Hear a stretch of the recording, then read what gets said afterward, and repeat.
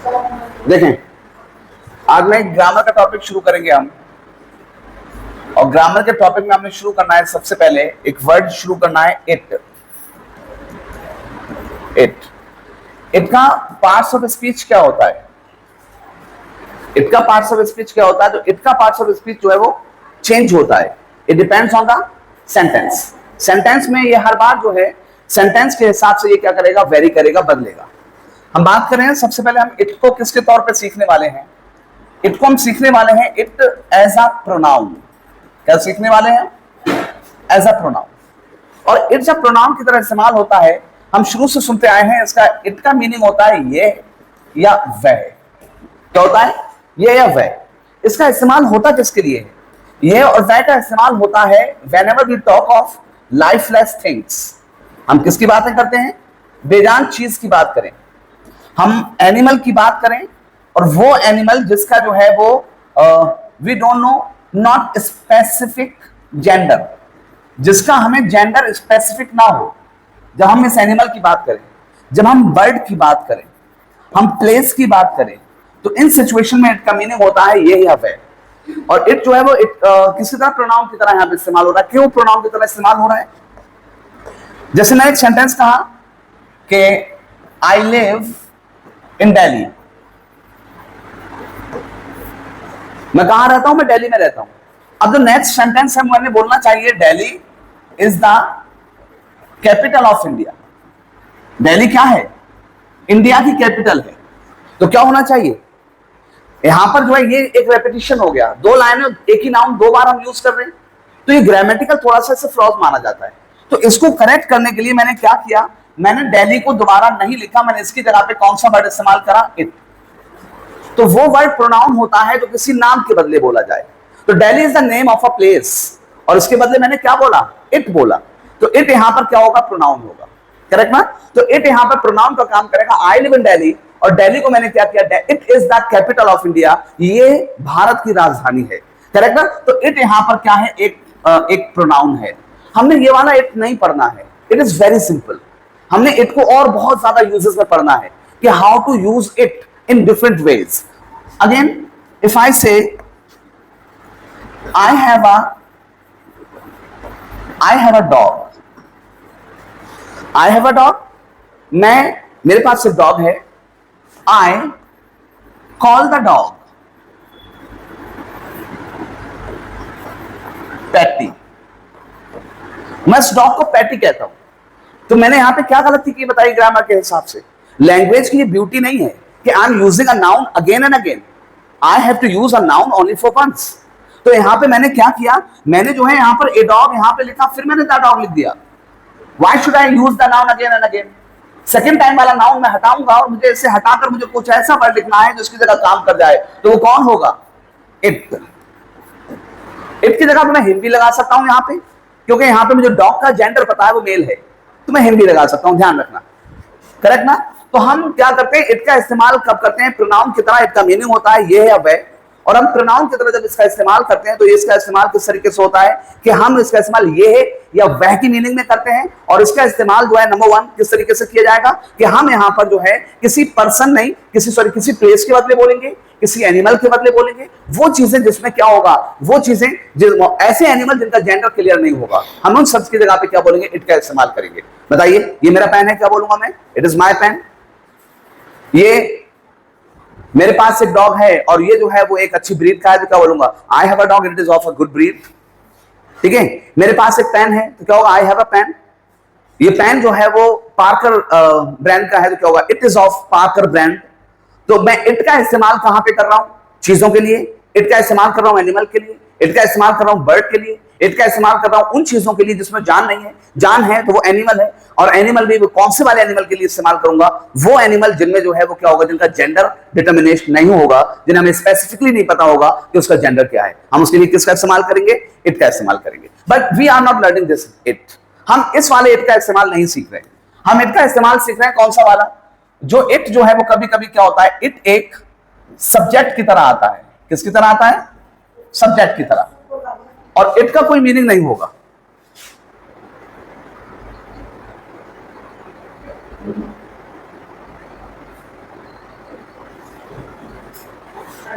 और यहां पे इट का कोई, हम इट का इस्तेमाल सीखेंगे सब्जेक्ट के तौर पर, और इट का यहां पर क्या होगा, कोई मीनिंग नहीं होगा, नो मीनिंग ऑफ इट। क्या होगा, no meaning of it, it का कोई भी मीनिंग नहीं होगा। तो इट को मैं क्या कहूंगा, इट का इस्तेमाल किसकी तरह किया जा रहा है, इट का इस्तेमाल किया जा रहा है इट एज डमी, किसके तौर पर, डमी के तौर पर। और ये डमी किसका होगा, डमी ऑफ सब्जेक्ट, यानी डमी ऑफ नाउन या डमी ऑफ प्रोनाउन होगा, लेकिन सब्जेक्ट की तरह आएगा, तो ये डमी की तरह काम करेगा। तो मैंने यहां पे इट का मीनिंग क्या बताया शुरू में, ये है वह। तो इट का इस्तेमाल जो है प्रोनाउन की तरह होता है, और हम इसका इस्तेमाल कब करते हैं, जब हमें किसी नाउन की जगह पर इसको बोलना होता है। तो इट का इस्तेमाल, पहली मीनिंग क्या आ गई, ये है वह आ गई, और दूसरी मीनिंग क्या आया कि हम इट का इस्तेमाल किसके तौर पे करते हैं, इसका कोई भी मीनिंग नहीं होगा। जब इसका कोई भी मीनिंग नहीं होगा तो हम इसको क्या कहेंगे, हम इसको कहेंगे डमी, और डमी जो है वो हमेशा सब्जेक्ट के तौर पर होगा। ये इस्तेमाल होता कब है, जब सेंटेंस के अंदर हमें एक सब्जेक्ट चाहिए होता है और उस सब्जेक्ट की मीनिंग की गुंजाइश नहीं होती हमारी बात में, तो हमें क्या करना होता है, इट का इस्तेमाल करना होता है। सच दैट, जैसे मैंने यहां पर इट का यूज पढ़ाया, अब हम पढ़ेंगे यूज, और यूज नंबर 1 देखें। यूज नंबर 1 है और इसकी इंग्लिश है, और मैंने यहां पे लिखा है टू इनफेस। अगर आपको किसी भी चीज पे इनफेस करना है, आपको जोर डालना है किसी बात पर, तो आप इट का इस्तेमाल करेंगे। सच लाइक मैं कहता हूं यहां पर मैं हूं, मैं हूं, यहां पर मैंने जो बात बोली है, किसी ने मुझसे बात की और मैंने बाद में कहा कौन है, इसके लिए समझ आ रहेगा, मैं हूं, कौन है वहां पर, मैं हूं। तो ये मैं हूं की इंग्लिश क्या होनी चाहिए, इसके हिसाब से, ट्रांसलेशन के हिसाब से क्या होना चाहिए, मैं हूं की इंग्लिश आई एम, क्या होनी चाहिए, आई एम, क्योंकि इसमें गुंजाइश नहीं है, कोई और है ही नहीं। मैं की इंग्लिश क्या लगी, आई, और हूं की इंग्लिश क्या लगी, एम। तो से मैं हूं की इंग्लिश क्या होना चाहिए, आई एम होना चाहिए। लेकिन यहां पर ये जो है ये नहीं चाहिए हमें। यहां पर मैं हूं जो है एक ग्रामेटिकल एक रूल है कि कभी कोई सेंटेंस जो है एसएमआर पे खत्म नहीं हो सकता, वर्ब पे खत्म नहीं हो सकता, अगर वो एक्सक्लेमेटरी सेंटेंस ना हो तो, या ऑपरेटिव ना हो तो ये एक्सक्लेमेटरी नहीं है, तो सिंपल सी बात है, एक्सेप्ट किया जा रहा है, अफर्मेटिव सेंटेंस है। तो कभी भी अफर्मेटिव सेंटेंस या नेगेटिव सेंटेंस या क्वेश्चन वाला सेंटेंस कभी एसएमआर पे खत्म नहीं हो सकता। इसका मतलब ये जो है एक रूल के खिलाफ हुआ, तो ये सेंटेंस गलत है। लेकिन यहां पे बताओ फिर मैं क्या करूं, मैं की इंग्लिश आई लगाऊंगा, यस, हूं की इंग्लिश क्या होती है, एम होती है, तो मुझे क्या लगाना चाहिए, आई एम लगाना चाहिए ना। तो यहां पर ये गलत क्यों हो रहा है, मैं हूं, यहां पर गलत इसलिए हो रहा है क्योंकि हमने रूल पढ़ा कि कभी भी अफर्मेटिव, नेगेटिव और सिंपल या इंटरोगेटिव सेंटेंस कभी एसएमआर वर्ब पे खत्म नहीं हो सकते। तो हमें क्या करना पड़ेगा, हमने यहां पे क्या किया, हमने यहां पर जो है एम्फेस है इस सेंटेंस के अंदर, तो मैंने मैं हूं की इंग्लिश को जो है कैसे बनाऊंगा, मुझे इसमें एक सब्जेक्ट चाहिए, वो कौन है, इट है, और इट के साथ क्या आएगा, इज, और मैं की इंग्लिश यहां पर क्या होगी, मी होगी या आई होगी। तो क्या होगा सेंटेंस, लास्ट टाइम क्या होगा, इट इज मी और आई, क्या होगा, इट इज मी और आई, मैं हूं कि इंग्लिश क्या होगी, इट इज मी और I. Ajay and Seema, is it clear to you? फिर से देखें, मैंने सेंटेंस बोला तुम हो, तो क्या होगा इसमें, इसका ऑप्शन होगा इट इज यू। यहां पे सब्जेक्टिव केस और ऑब्जेक्टिव केस दोनों यू होते हैं, इसलिए क्या होगा, सिर्फ यू होगा। मैंने यहां पे फिर से बोला, देखो हम हैं, वे हैं, वह है, वह है फॉर गर्ल, ठीक है। मैंने कहा राजू है, और मैंने कहा राजू ही है,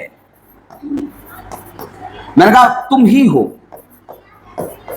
यहां पर देखें सारे सेंटेंसेस को देखें, यहां पर क्या एम्फेस हो रहा है, जोर दिया जा रहा है। मैं यहां पे जोर दे रहा हूं, जोर किस बात पे, कि मैं हूं, हम है की इंग्लिश क्या होगी, वी आर नहीं होगी। मैंने अभी बताया कभी भी सेंटेंस एसएमआर पे खत्म नहीं हो सकता, वर्ब पे खत्म नहीं हो सकता। Affirmative sentence, negative sentence, interrogative sentence कभी एसएमआर पे, वर्ब पे खत्म नहीं हो सकते। तो हमें क्या करना पड़ेगा, यहां पर हमें एसएमआर पे खत्म नहीं करना। देखो यहां पे इंग्लिश इसकी होनी चाहिए थी वी आर, करेक्ट ना, but this sentence is incorrect. होगा क्या, हम यहां पर एक सब्जेक्ट का यूज करेंगे, कौन है, इट। तो इट का मीनिंग निकलेगा, नहीं निकलेगा। इट यहां पर क्या होगा, डमी होगा। इट के साथ क्या लगेगा, इज, और हम की इंग्लिश क्या आएगी, वी या अस, सब्जेक्टिव केस या ऑब्जेक्टिव केस। वे हैं की इंग्लिश इट इज, दे या देम, वे हैं, और वह हैं इट इज ही या हिम। लड़की के लिए इट इज शी या हर। और फिर आया राजू है, इसके लिए इट इज राजू। फिर आया क्या, राजू ही है, तो क्या होगा, इट इज ओनली राजू।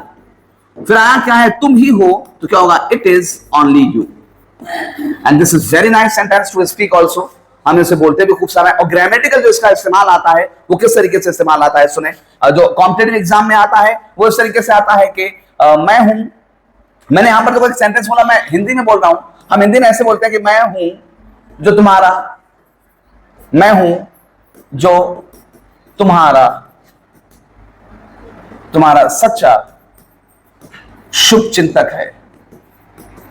हम हिंदी में ऐसे बोलते हैं, हिंदी में हम गलत तरीके से बोलते हैं।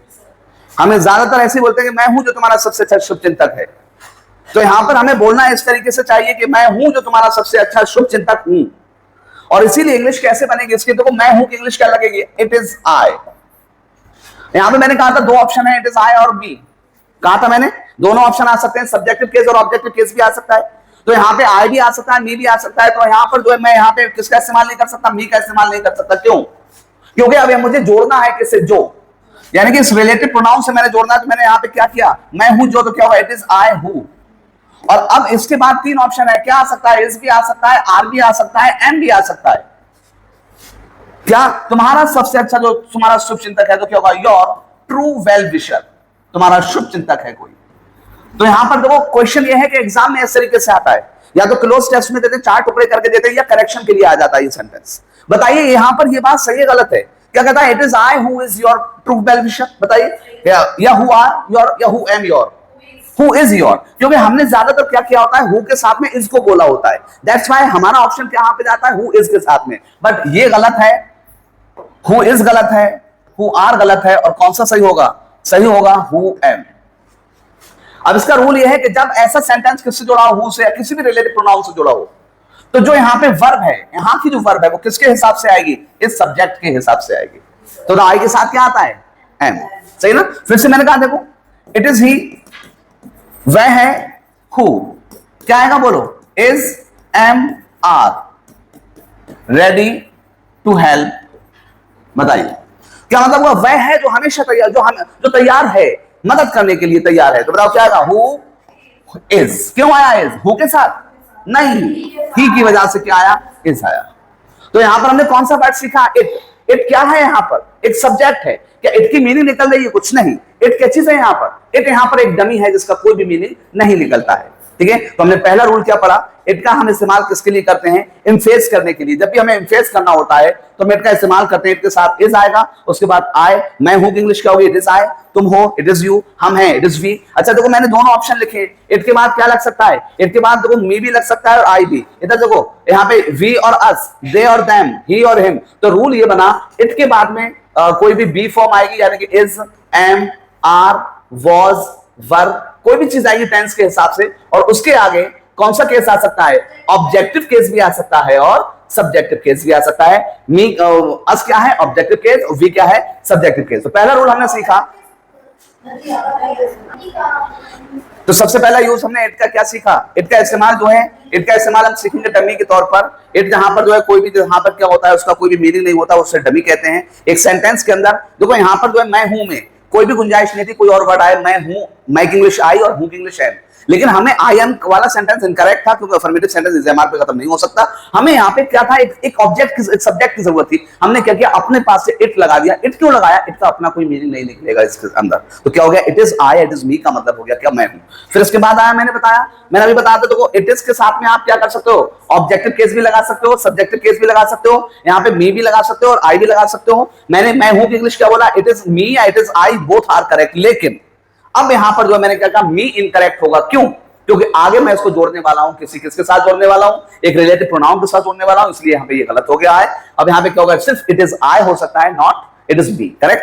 अगेन इट का इस्तेमाल हम डमी के तौर पे सीख रहे हैं। तो यूज नंबर 2, यूज नंबर 2 क्या है इसका, ग्रामेटिकल इसमें आता है कि फॉर टाइम, हम टाइम के लिए इट का इस्तेमाल करते हैं। टाइम कैसे, टाइम बताने के लिए।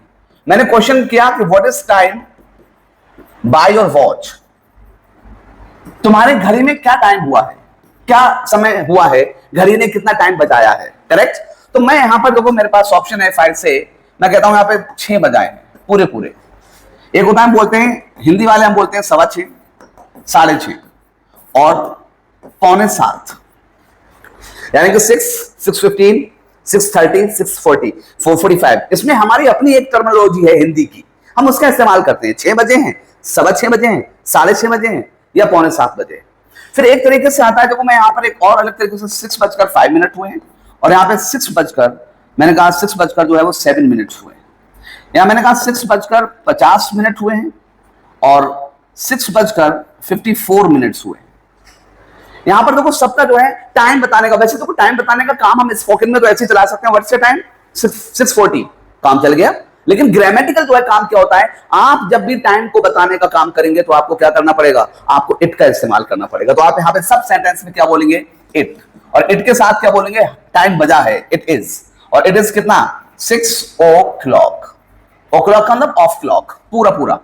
6:15 हुआ तो क्या बोलोगे, इट इज 6:15 को क्या बोलोगे, इस 15 का मतलब है एक घंटा में 60 मिनट होते हैं, 60 मिनट का जो है चौथाई कितना होगा 15, तो 1/4 यानी कि क्वार्टर, तो मैं क्या बोलूंगा, इट इज क्वार्टर, और बजकर है तो क्वार्टर पास्ट 6, 6 बजकर क्वार्टर घंटा यानी कि 15 मिनट।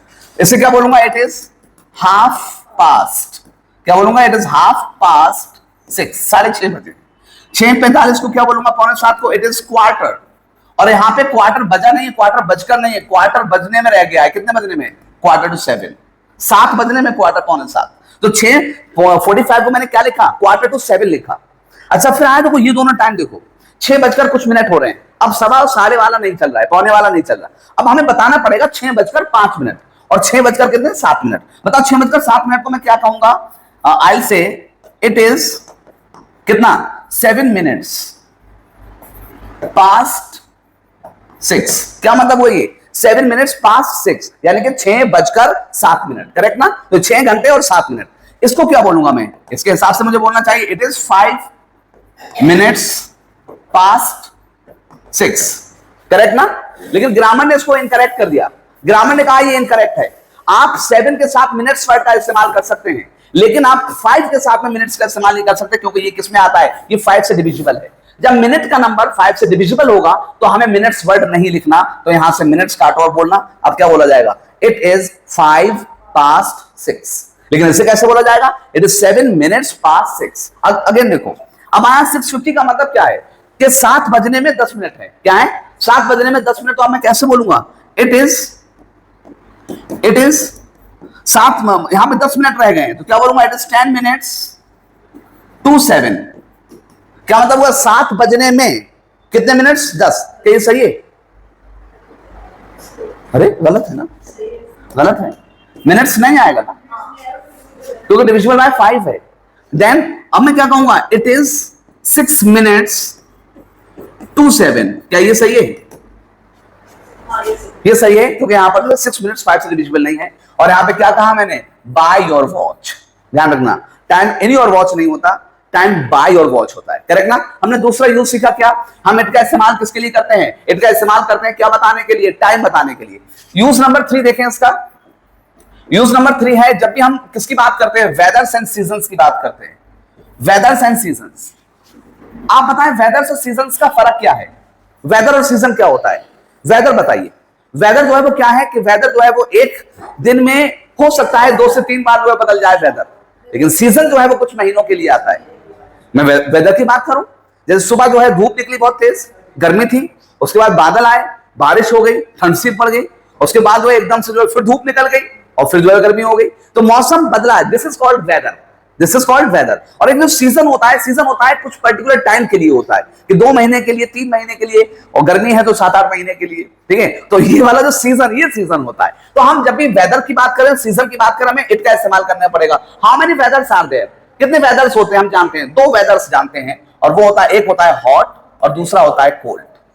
और सीजन्स 5 होते हैं जो हम जानते हैं, कौन कौन सा, विंटर, समर, रेनी, spring, autumn.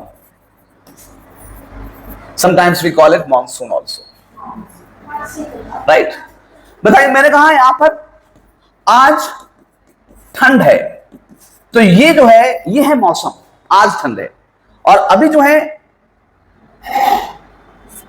ग्रीष्म ऋतु चल रही है,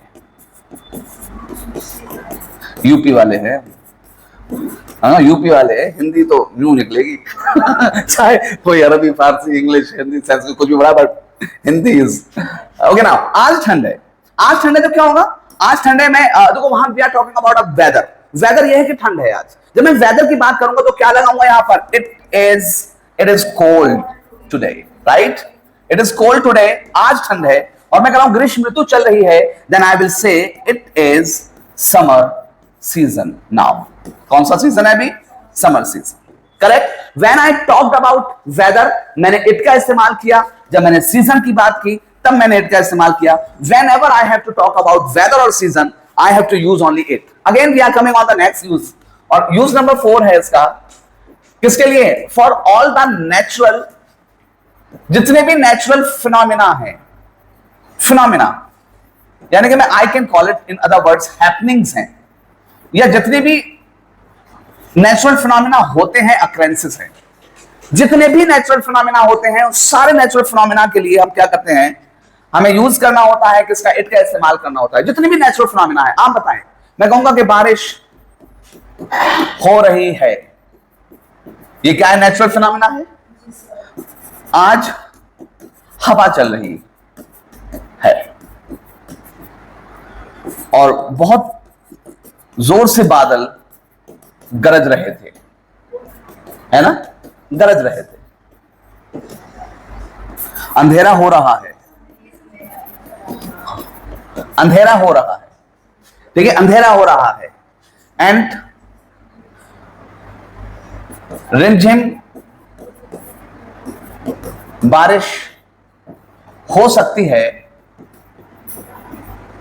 रिमझिम बारिश हो सकती है अगले 2-3 घंटे।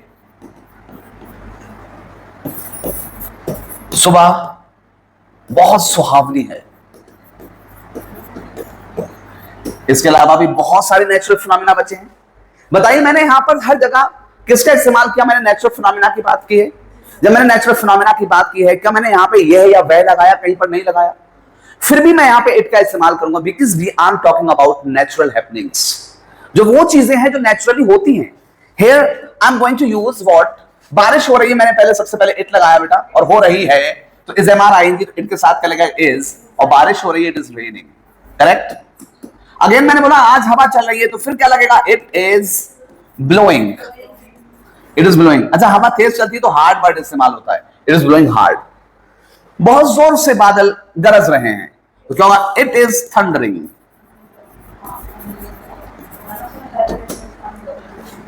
अंधेरा हो रहा है, natural phenomena, it is getting dark.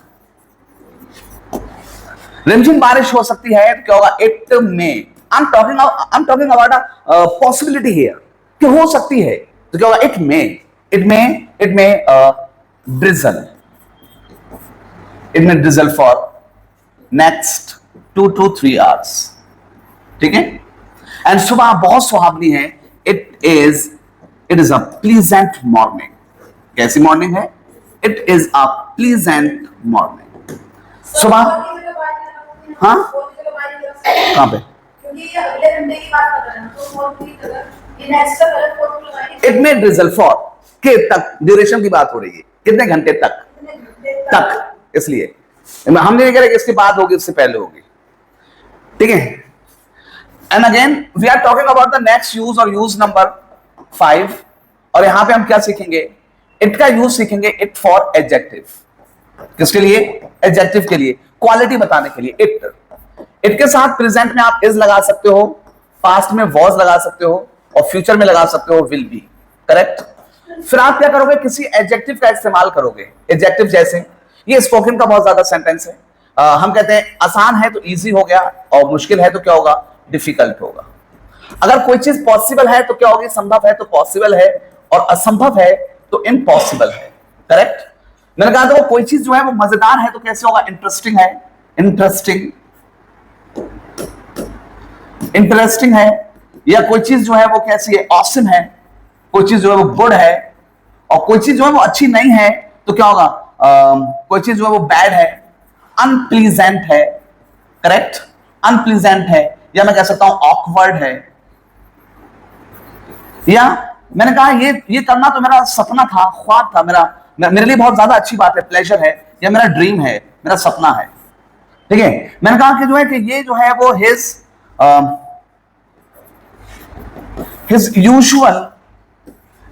usual activity. ऐसे बहुत सारी चीजें यहां पे जोड़ सकते हैं। और फिर आगे की चीज हम क्या करेंगे? आगे की चीज to plus first form, to be third form ऐसा किया जाना, नॉट टू फर्स्ट ऐसा ना करना, और नॉट टू बी थर्ड ऐसा ना किया जाना,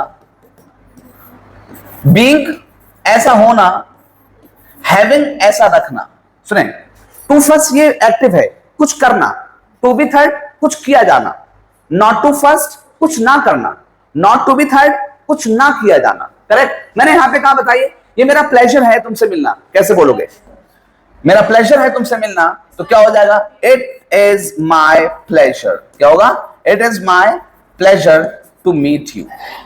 याद रखना यहां पर जो है टू मीट की जगह पे मीटिंग भी चलता है, मीटिंग यू। करेक्ट। अच्छा बताइए। हाँ अच्छा, इसमें आया क्या? आसान था उसके लिए वापस आना। बताओ, आसान था, it was easy for him to return. ठीक है।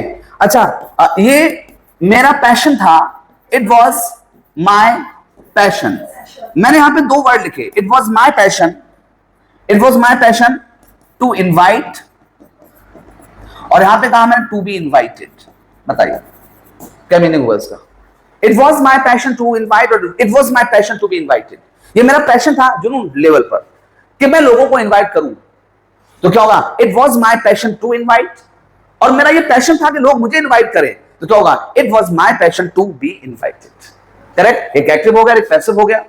और मेनली हमने ये दो तरीके के जो यूज हमने सीखे, इट का जो यूज सीखा, इट के यूज में हमने बताइए क्या क्या सीखा। इट के यूज में सबसे पहले इट का मैंने यूज क्या बताया? इट का यूज बताया ये है या वह। किसके लिए आएगा बेटा? Instead of noun. किसकी जगह पर होगा ये बेटा? Instead of noun. नाउन का मतलब क्या? नेम्स। ये नाम के बदले इस्तेमाल होगा, तो उसका मीनिंग क्या होगा? ये या वह। ये किसके लिए आएगा? एनिमल्स के लिए आएगा, एनिमल्स के लिए आएगा, बर्ड्स के लिए आएगा, प्लेस के लिए आएगा। ठीक है, इस तरह की चीजों के लिए कौन आता है? इट आता है। सेकेंड, अगर मैं बात करूं दूसरा इट का, तो इट का इस्तेमाल होगा एज डमी, एक डमी के तौर पर इस्तेमाल होगा।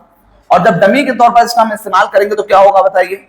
एज जो है सबसे पहले किसके लिए बेटा? टू इम्फेस, जोर देने वाली बातों के लिए। बताइए इसमें कैसे हम यूज करते हैं इट का इस्तेमाल करते हैं। इट के साथ में क्या लगेगा? इट लिखा, इट के साथ बी फॉर्म लिखी, बी फॉर्म का मतलब एसएमआर वर्ड्स कुछ भी हो सकता है। और उसके बाद क्या होगा? आप ऑब्जेक्टिव केस भी लगा सकते हो और सब्जेक्टिव केस भी लगा सकते हो।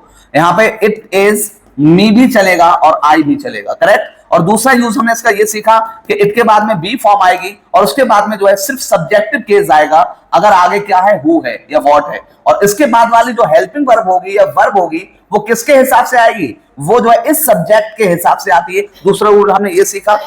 तीसरा रूल हमने सीखा क्या करने के लिए? टाइम बताने के लिए। जब भी हम टाइम बताएंगे, जैसे मैंने कहा 4:03 हुए हैं, तो मैं बोलूंगा इट इज 3 मिनट्स।